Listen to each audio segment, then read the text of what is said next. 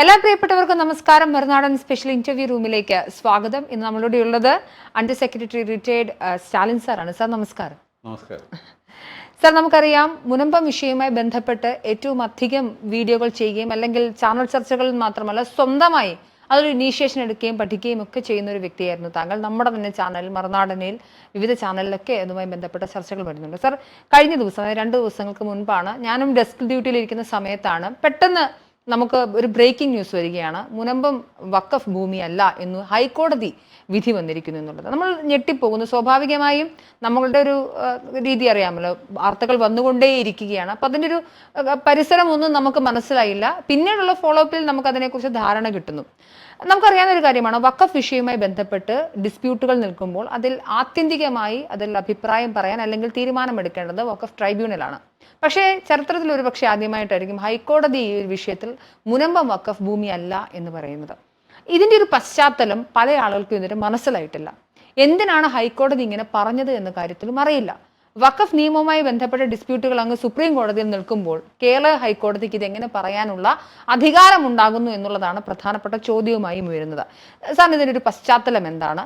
എന്തുകൊണ്ട് ഹൈക്കോടതി ഇങ്ങനെ പറഞ്ഞു? അങ്ങനെയെങ്കിൽ മുനമ്പത്തെ ജനങ്ങളുടെ ഭാവി എന്തായിരിക്കും എന്നുള്ളതാണ് നമ്മൾ സംസാരിക്കേണ്ടത്. എന്താണ് ഇതിൻ്റെ ഒരു പശ്ചാത്തലം? തീർച്ചയായിട്ടും ഞാനും ഈ വാർത്ത കേട്ടപ്പോൾ ഞാനൊന്ന് ഞെട്ടി.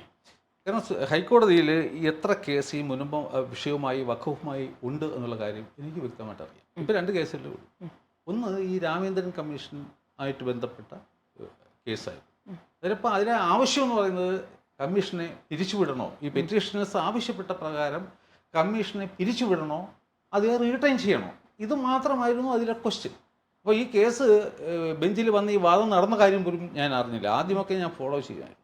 അപ്പോൾ ഈ വാർത്ത കേട്ടപ്പം മനുജ പറഞ്ഞതുപോലെ ഞാൻ ഞെട്ടി. നാം ആദ്യം മനസ്സിലാക്കേണ്ടത്, നമ്മളെല്ലാവരും ഈ വിധി വന്നു എന്നാണ് പറയുന്നത്. പക്ഷെ നമ്മൾ അതിൻ്റെ അവസാനം നോക്കുകയാണെങ്കിൽ അതിലൊരു വിധിയില്ല എന്ന് നാം മനസ്സിലാക്കണം.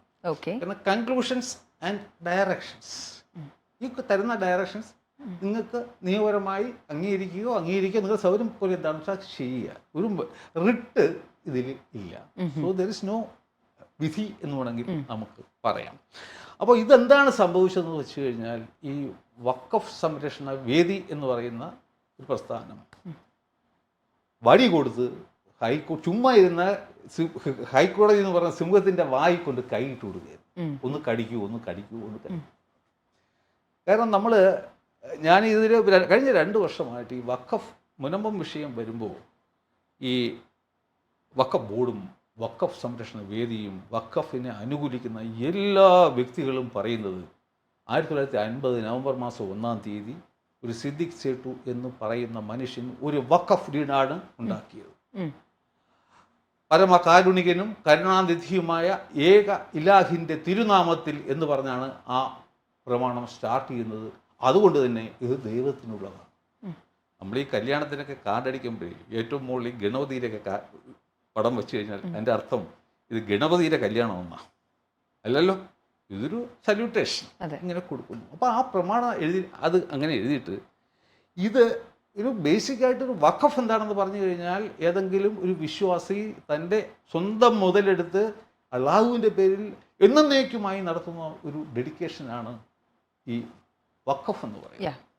അപ്പോൾ ആ പ്രമാണത്തിൻ്റെ അടിയിൽ എഴുതി വയ്ക്കുകയാണ്, ഇതെന്തെങ്കിലും കാരണം വശാൽ ഈ ഫറൂഖ് കോളേജ് എന്ന് പറയുന്ന സംഗതി നിലവിലില്ലാതായി പോയി കഴിഞ്ഞാൽ എന്തെങ്കിലും വസ്തുക്കൾ ബാക്കിയുണ്ടെങ്കിൽ അത് എൻ്റെ സന്തതി പരമ്പരകളിലേക്ക് തിരിച്ചു വരും എന്ന് എഴുതിയാൽ അങ്ങനത്തെ ഡോക്യുമെൻ്റ് എങ്ങനെയാണ് ഒരു വഖഫാകുക? അപ്പോൾ ഇത് വളരെ വ്യക്തമാണ്. ഇവൻ വഖഫ് ബോർഡിനും വഖഫ് സംരക്ഷണ വേദിക്കും ലോകത്ത് അതുമായിട്ട് ബന്ധപ്പെട്ട എല്ലാവർക്കും അറിയാം ഇതൊരു വഖഫ് ഡീഡ് അല്ല.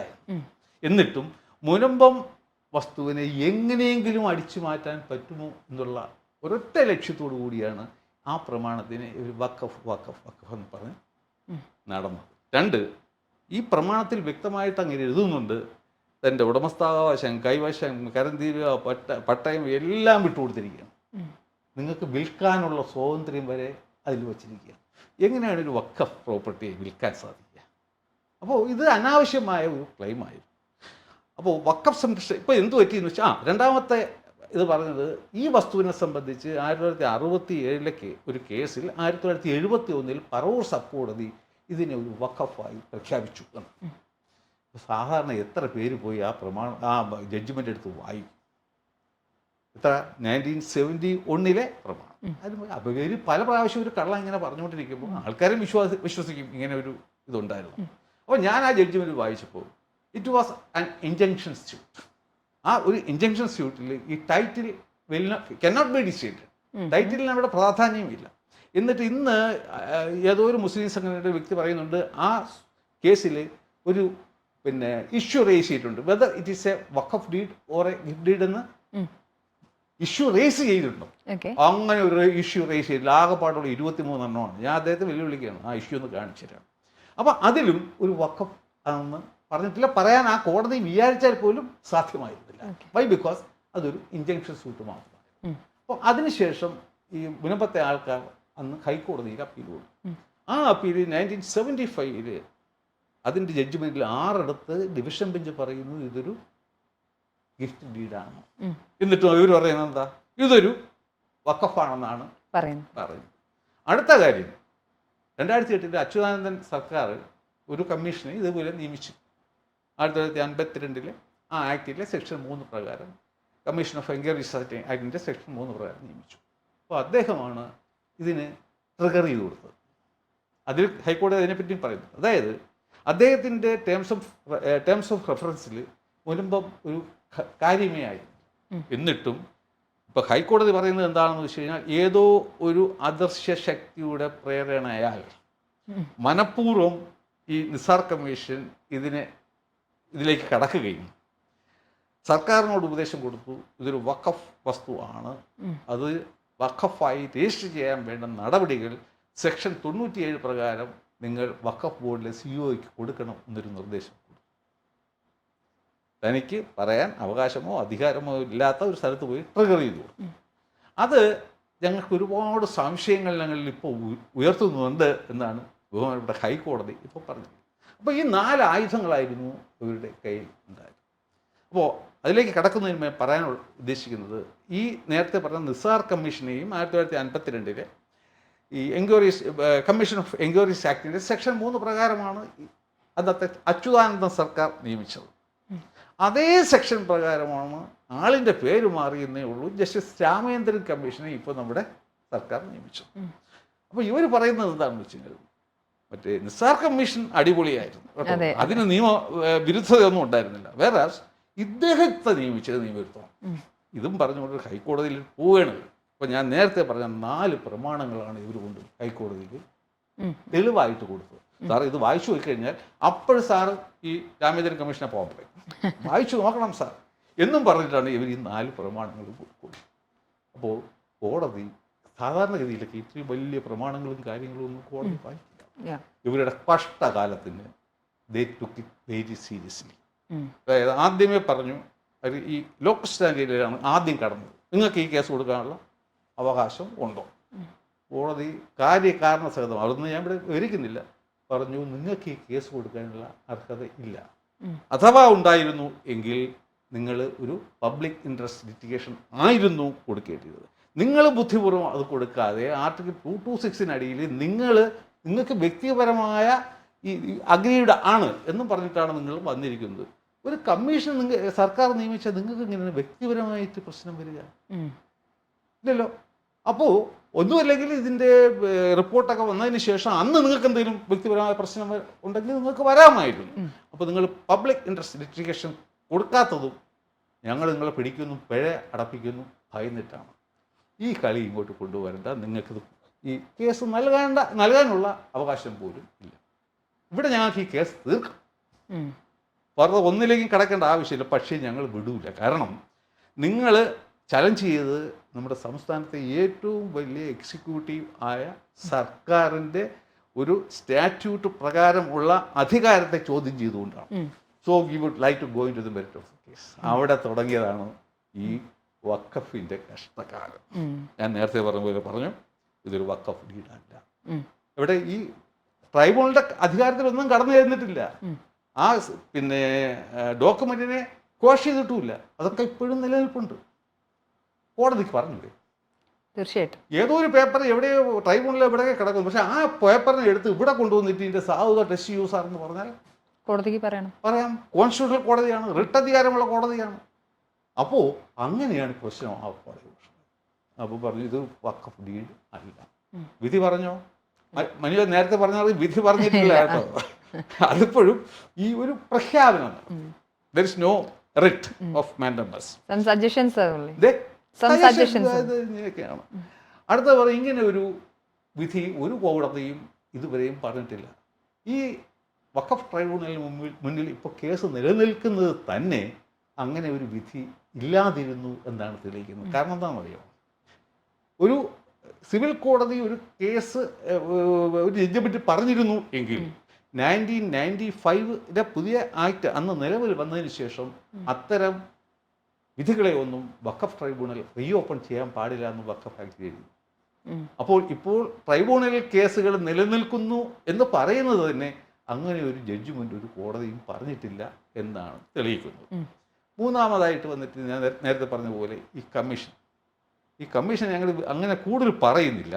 പക്ഷെ അദ്ദേഹമാണ് മനഃപൂർവ്വമായിട്ട് ഇല്ലീഗലായിട്ട് ഈ പ്രശ്നങ്ങളൊക്കെ ഉണ്ടാക്കിയത്.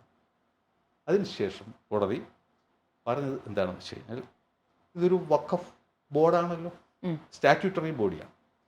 അപ്പോൾ അത് ആ സ്റ്റാറ്റ്യൂട്ടിൻ്റെ അടിയിൽ പറയുന്ന കുറേ പ്രൊസീജിയേഴ്സ് ഉണ്ട് ഒരു വസ്തു വഖഫായി പ്രഖ്യാപിക്കുന്നതിന് മുമ്പ്. അതായത് ആദ്യം സർവേ, 2 ഒരു ക്വസൈ ജുഡീഷ്യൽ എൻക്വയറി, ഫീൽഡ് സർവേ, ഇതുമായിട്ട് ബന്ധപ്പെട്ട ആരെയൊക്കെയാണ് അഫക്റ്റ് ചെയ്യുന്നത് ആ വ്യക്തികളെ കണ്ട് സംസാരിക്കുക. അതിനുശേഷം ഒരു റിപ്പോർട്ട് സർക്കാരിലേക്ക് കൊടുക്കുക. അതിനുശേഷം ഇത് നോട്ടിഫൈ ചെയ്യണം ഗസറ്റിൽ. ആ രീതിക്കാണ് ഒരു വഖഫിനെ എടുക്കേണ്ടത്. നമ്മുടെ വഖഫ് ബോർഡ് എന്താ ചെയ്തത്? അമ്മായിയപ്പൻ്റെ സ്വത്തെന്നുള്ളതിൽ ഒരു ഉത്തരവും കിട്ടും, ബാക്കി ഒന്നും ചെയ്തില്ല. എന്നിട്ട് റവന്യൂ അധികാരികൾക്ക് ഒരു കത്തെഴുതി, ഇതാ ഞങ്ങളിത് ഇങ്ങനെ തീരുമാനിച്ചിരിക്കുകയാണ്, കാരണം എൻ്റെ അമ്മായിയപ്പൻ തന്ന സ്വത്താണ്, അതുകൊണ്ട് നിങ്ങൾ നാളെ തൊട്ട് ഇവരെ മ്യൂട്ടേഷനോ റവന്യൂ അധികാരങ്ങളൊക്കെ മാറ്റിക്കോ, വസ്തു ഞങ്ങളെ പേര് എഴുതി വെച്ചേക്കാം. ഈ റവന്യൂ ഡിപ്പാർട്ട്മെൻറ്റ് ഇതും കേട്ടോട്ടു ഇവരുടെ എല്ലാ റൈറ്റും പോയി. ഇപ്പോൾ കോടതി പറയുന്നത് എന്താണെന്ന് വെച്ച് കഴിഞ്ഞാൽ ഈ ഒരു നിയമവിരുദ്ധമായ വഖഫ് ബോർഡിൻ്റെ പ്രവൃത്തിയിലൂടെ മുൻപത്തെ ആൾക്കാർക്ക് ഭരണഘടന നൽകുന്ന എല്ലാ അവകാശങ്ങളും പോയിരിക്കുകയാണ്. ഈ കരമടയ്ക്കാനുള്ള അവകാശം മാത്രമല്ല, കാരണം നമ്മൾ പ്രിയാമ്പുലർ പ്രോമിസസ് ഇല്ലേ, ആരാധിക്കാനും എല്ലാ അവകാശങ്ങളും ഈ ഒരൊറ്റ ആക്ഷനിലൂടെ പോയിരിക്കുകയാണ്. അവരുടെ പ്രവൃത്തി നിയമവിരുദ്ധം ആണ്. നിയമവിരുദ്ധമായ ഒരു പ്രവൃത്തിയെ അടിസ്ഥാനപ്പെടുത്തി വിശ്വസിച്ചിട്ടാണ് റവന്യൂ വകുപ്പ് ഇവരുടെ അവകാശങ്ങളെ പിടിച്ചു. എന്നിട്ട് അടിവരയിട്ട് പറയുന്നു വഖഫ് ബോർഡിൻ്റെ 20/5/2019 ഉത്തരവ് സർക്കാരിനെ ബാധിക്കുന്നതല്ല. അപ്പോൾ എന്ത് ചെയ്യാൻ പറ്റും? ഇന്നത്തെ ഇവിടെ എന്തോ യോഗമൊക്കെ ചേരാൻ പോയി നമ്മുടെ chief minister party. Chief minister യോഗം, ഞാൻ അതിലേക്കാണ് വന്നിരുന്നത്. ചീഫ് മിനിസ്റ്റർ അടിയന്തര യോഗം വിളിക്കുന്നുണ്ട്. ഈ വഖഫ് വിധിയുമായി ബന്ധപ്പെട്ടുള്ള കാര്യങ്ങളിൽ യോഗം ചേരേണ്ടതുണ്ട്. രാമേന്ദ്രൻ കമ്മീഷന്റെ നടപടികൾ നടപ്പിലാക്കാൻ പറ്റുമോ എന്ന കാര്യങ്ങളൊക്കെ അനലൈസ് ചെയ്യണം. അങ്ങനെ ആകുമ്പോൾ മുൻപത്തെ ജനങ്ങൾ പ്രത്യാശയിലാണ് എന്നുള്ളതാണ് വാർത്ത വന്നിരിക്കുന്നത്. പക്ഷേ വഖഫ് അല്ലാത്ത ഒരു ഭൂമി, വഖഫ് അല്ല എന്ന് കോടതി പറഞ്ഞൊരു ഭൂമി സർക്കാരിന് ഇപ്പോൾ കയ്യിൽ പിടിക്കാൻ ഒരു വേർഡിക്റ്റ് ഉണ്ട്, അല്ലെങ്കിൽ കോടതി ഇങ്ങനെ പറഞ്ഞിട്ടുണ്ട്, മുൻപത്തെ ആളുകൾ അവിടുത്തെ കരമടച്ച് അവിടെ താമസിച്ചോളൂ എന്ന് സർക്കാരിന് സ്വാഭാവികമായും വളരെ അനായാസന പറയാം. ഞാനാണ് ചീഫ് മിനിസ്റ്ററെങ്കിൽ ഞാൻ ഇതിനോടൊപ്പം പറഞ്ഞിട്ടുണ്ടാകും. പക്ഷേ വോട്ട് ബാങ്ക് രാഷ്ട്രീയത്തിന്റെ ഗതികേട് കാരണം പലപ്പോഴും പറയാൻ പറ്റുന്നില്ല. കേരളം ഒരു ഭ്രാന്താലയം തന്നെയാണ്. ഇതൊക്കെ നമ്മൾ ഈ കാര്യങ്ങളിൽ നമ്മളിപ്പം ഒരു പേഴ്സണലായിട്ട് ഒരു ബെനിഫിറ്റും ഇല്ലാതെ കഴിഞ്ഞ 2 വർഷമായിട്ട് അവരെ കൂടെ ഇതൊക്കെ ചെയ്യും. ഇവിടെ ഒരു നീതി സംവിധാനം ഉണ്ടല്ലോ, അതിൽ കൂടി പരിഹാരം ഉണ്ടാവും. ഞാൻ ഇന്നലെ ഒരു പോസ്റ്റ് ഇട്ടു, ഞാൻ ഫാദർ ജോഷി മയ്യാറ്റിനുള്ള, ഞങ്ങളായിരുന്നു മുഖ്യമന്ത്രിയെങ്കിൽ ഞങ്ങൾ നാളെ ചെയ്യാൻ പോകുന്ന ഇതാണ്. കാരണം ഹൈക്കോടതി അസന്നിഗ്ധമായി പറഞ്ഞു കഴിഞ്ഞു, ഈ വഖഫ് ബോർഡിന്റെ ഈ ഉത്തരവ് സർക്കാരിനെ ബാധിക്കുന്നതല്ല ആണല്ലോ. ഈ പ്രശ്നം അത്രയും ഉണ്ടായത് എന്തുകൊണ്ടാണ്? ഈ വഖഫ് ബോർഡിന്റെ ആ ഉത്തരവിനെ ബേസ് ചെയ്താണ് ഈ പ്രശ്നം കംപ്ലീറ്റ് ഉണ്ടായത്. അപ്പോൾ ഇപ്പോൾ ഹൈക്കോടതി പറയുന്നു സർക്കാരെ നിങ്ങൾക്കിത് ബാധകമില്ല. അപ്പോൾ അപ്പോഴത്തെ റിലീഫ് തിരിച്ചു കൊടുക്കണ്ടേ? തീർച്ചയായിട്ടും. ഈ കോൺസ്റ്റിറ്റ്യൂഷൻ 2 ഹൈക്കോടതി പറയുന്നു ഇവരുടെ മൗലികാവകാശങ്ങൾ ഹനിക്കപ്പെട്ടിരിക്കുന്നു. സർക്കാരല്ലേ നമ്മളെ മൗലികാവകാശം സംരക്ഷിക്കും. സ്റ്റേറ്റ് ആണ്. Without losing any time immediately ഇത് കൊടുത്തു കഴിഞ്ഞാൽ ഈ ജനം വിചാരിക്കും ശരി തന്നെ ഈ സർക്കാരിന് അബദ്ധം വരും. ഒരു കാലത്ത് 4 വർഷം മുമ്പ് ഇപ്പം ബോധം വന്നു, കറക്റ്റാണ്, നന്നായി അത് തിരിച്ചു കൊടുത്തു കഴിഞ്ഞു. അല്ലെങ്കിൽ ഇനി ഈ വോട്ട് ബാങ്ക് രാഷ്ട്രീയം, ഈ മുസ്ലിങ്ങളെ ഞങ്ങൾക്കെതിരെ വോട്ട് ചെയ്ത് കളഞ്ഞാലോ എന്നുള്ള പേടിയിൽ ഇപ്പോൾ പറയും ഈ രാമേന്ദ്രൻ കമ്മീഷനെ എങ്ങനെ നടപ്പിലാക്കാമെന്ന് നോക്കണ്ടല്ലോ. കാരണം വഖഫാകണമെങ്കിൽ മാത്രമല്ലേ രാമേന്ദ്രൻ കമ്മീഷന്റെ റിപ്പോർട്ടിൽ റോള് വരുന്നുള്ളൂ. അപ്പൊ അതിനെന്ത് ചെയ്യണം? അതിന് ഏതെങ്കിലും ബാങ്കിലെ ലോക്കറിൽ കൊണ്ട് ശാശ്വതമായി കൂട്ടി എങ്ങ് വയ്ക്കണം. ഇതിന്റെ ആവശ്യമില്ലല്ലോ. രാമേന്ദ്രൻ കമ്മീഷന്റെ നമ്മളെ 10-15 ലക്ഷം രൂപയൊക്കെ ചിലവായിക്കാണ്, 50 ലക്ഷം രൂപ ചിലവായിക്കാണ്. ഇനി ആ റിപ്പോർട്ടിന് ചരിത്രത്തിൽ ഒരു പ്രസക്തിയും ഇല്ല. അതുകൊണ്ട് രാമേന്ദ്രൻ കമ്മീഷന്റെ റിപ്പോർട്ടിന് നടക്കാൻ പറ്റില്ല. Why? Because high court held that it is not a വഖഫ്. അപ്പൊ അതിനങ്ങ് പക്ഷേ സാറ് പറഞ്ഞു എന്ത് കുറച്ച് ഡയറക്ഷൻസും സജഷൻസും ആണെന്നുള്ളത്. അപ്പോൾ കോടതി കുറച്ച് ഡയറക്ഷൻസും സജഷൻസ് തരുമ്പോൾ അതിൻ്റെ റെലവൻസ് എന്താണ്?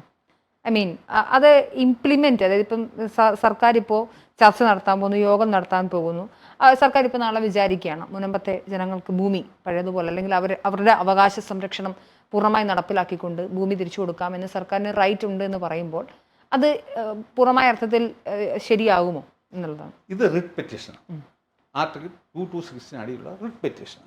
സാധാരണ നമ്മളിപ്പോൾ ഒരു കേസ് റിട്ട് ഒരു ഫയൽ ചെയ്ത് കഴിഞ്ഞാൽ നമ്മൾ ആ കേസിൽ ജയിക്കുകയാണെങ്കിൽ the court will issue a writ, writ of mandamus, quo warranto അല്ലെങ്കിൽ ഹേബിയസ് കോർപ്പസ്, ഇങ്ങനെയുള്ള പല റിട്ടുകളുമാണ് കോടതി പുറപ്പെടുവിക്കുന്നത്. ഇതിൽ ഒരു റിട്ടും ഇല്ലെന്ന് കോടതി തന്നെ പറയുന്നു. എന്താണ്? Conclusions and directions. എന്നിട്ട് അതിൻ്റെയൊക്കെ ആസ് പെർ ലോ എന്നും പറഞ്ഞിട്ടുണ്ട്. ഇത് എത്രത്തോളം വാലിഡ് ആണ്? എൻഫോഴ്സബിൾ അല്ല. The ball is in the court of the government. നിഷ്പ്രയാസം മുന്നിട്ട് കേൾക്കാം. അവർക്ക് ഇന്നലെ അല്ലെങ്കിൽ മെനഞ്ഞാന്ന് തന്നെ ഈ സർക്കാരിനും കൂടെ അത് ആഘോഷിക്കാം. ഞാൻ പറഞ്ഞത് പല ചാനലുകളും ഇപ്പോൾ സർക്കാർ ചെയ്യുമോ അല്ലെ പ്രത്യാശയുണ്ട് അല്ലെങ്കിൽ എന്നൊക്കെ പറയുമ്പോൾ പോലും ഈ ചില ഡയറക്ഷൻസ് അല്ലെങ്കിൽ കൺക്ലൂഷൻസ് എന്നൊക്കെ പറയുമ്പോൾ സ്വാഭാവികം അതിനകത്ത് വാലിഡേഷൻ ഇല്ല എന്നൊരു ധാരണ പൊതുവിൽ ആളുകൾക്ക് ഉണ്ടാകാൻ സാധ്യതയുണ്ട്. അപ്പോൾ സർക്കാരിന് കുറച്ച് സജഷൻസ് വെക്കുകയാണ്. ആ സജഷൻസ് വേണമെങ്കിൽ എടുക്കാം, വേണ്ടെങ്കിൽ നിരാകരിക്കാം എന്നാണോ? ആണ്. ഇതിൽ ഏറ്റവും ബ്യൂട്ടി എന്താണെന്ന് അറിയാം, ഈ ഓർഡറിനെ ക്വസ്റ്റ്യൻ ചെയ്തിട്ടില്ല.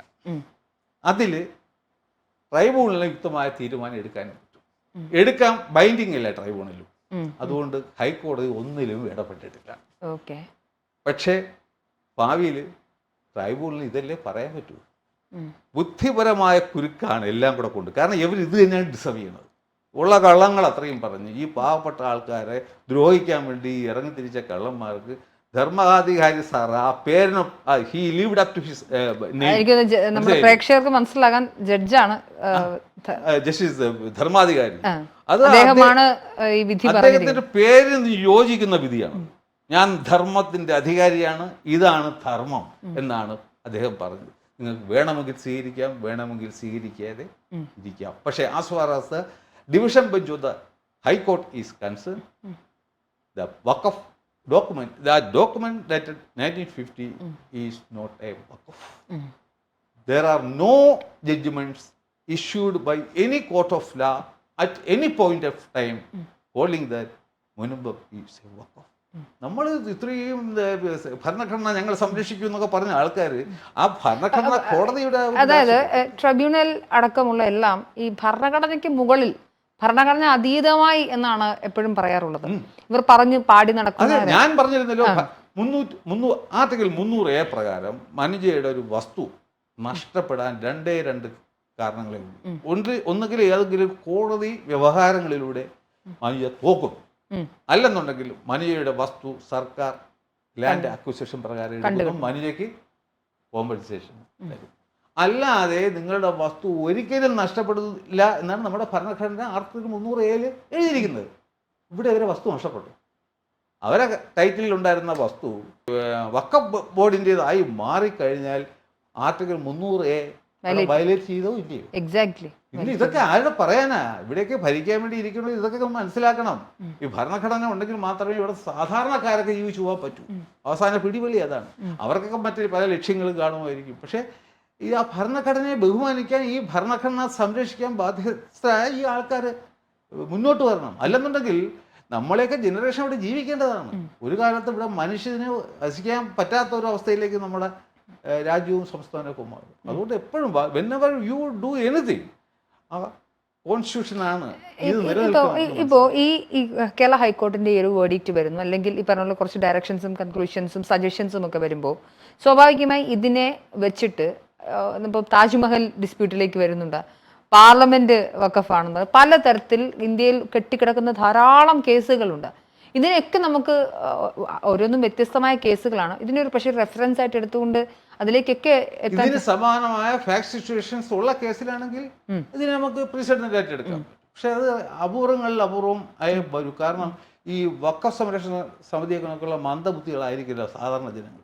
ഒരു കാര്യം ചെയ്യുന്നതിന് മുമ്പേ ഇത് നോക്കൂ, അവർക്ക് ജഡ്ജി വായിച്ചാൽ നമ്മളെ കട്ടയും പടവും മടങ്ങുമെന്ന് അറിയാവുന്ന ആൾക്കാർ അതേ ഡോക്യുമെന്റ് കൊണ്ട് ഫയൽ ചെയ്യും.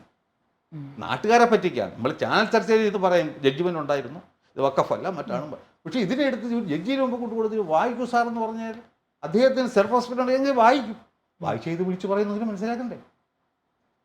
ഇതിനപ്പുറം ഒരു മണ്ടത്തരമില്ല. പിന്നെ അടുത്ത മനുഷ്യ ചോദിച്ചെങ്കിലും എനിക്ക് പറയാനുള്ളത്, what will be the future of this? അപ്പോൾ അതാണ് ഇപ്പോൾ പറയുന്നത്. ജഡ്ജി കടന്നു കയറി, ട്രൈബ്യൂണൽ പറയേണ്ടത് കടന്നു കയറി, ജഡ്ജി ഒരിടത്ത് കടന്നു കയറിയെങ്കിൽ ഈ ഉത്തരവ് കോശിയില്ലേ? ഹൈക്കോടതി ട്രൈബ്യൂണലിനെ അതിന് പുറത്ത് കടന്നു കയറിയെങ്കിൽ they could have simply quashed this order, but they did not do with. അവർക്കറിയാം അത് ടച്ച് ചെയ്യാതെ നിന്നാലേ സംഗതി നടക്കുകയുള്ളൂ. അതുകൊണ്ട് സുപ്രീം കോടതിയിൽ പോകുമ്പോൾ ഇപ്പോൾ അവർക്ക് എൻ്റെ ഒരു ഇത് വിചാരത്തിൽ ഇവർക്ക് അവിടെ ഫയൽ ചെയ്യാൻ പറ്റുമോ? ഫയലിന് ചെല്ലും നമ്മുടെ ഈ ഹൈക്കോടതി ജഡ്ജ്മെൻ്റാണ് ഫൈനൽ ജഡ്ജ്മെൻറ്റ്. അതുപോലെ നമുക്ക് അപ്പീൽ കൊടുത്ത് ഹൈക്കോടതി വരെ പോകാം, അത് ഫൈനലാണെന്നാണ് സങ്കല്പം. നമുക്ക് സുപ്രീം കോടതിയിൽ അപ്പീൽ പോകണമെന്നുണ്ടെങ്കിൽ സ്പെഷ്യൽ ലീവ് പെറ്റീഷൻ കൊടുക്കണം, പ്രത്യേകാനുമതി കൊടുക്കണം. ചുമ്മാ കൊണ്ടങ്ങ് ഫയൽ ചെയ്യാൻ പറ്റത്തില്ല.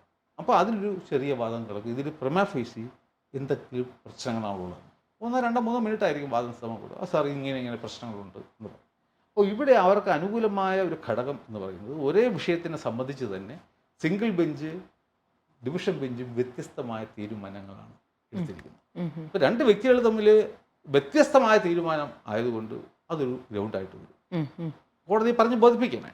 രണ്ടാമത് ഈ പറയും പോലെ പറയും, സാർ വഖഫ് ആക്ടിൻ്റെ വെളിച്ചത്തിൽ വഖഫ് ബോർഡ് എടുത്ത തീരുമാനത്തിനെ അതിനെതിരെ പറയാൻ വഖഫ് ട്രൈബ്യൂണലിന് മാത്രമേ പറ്റൂ സാർ.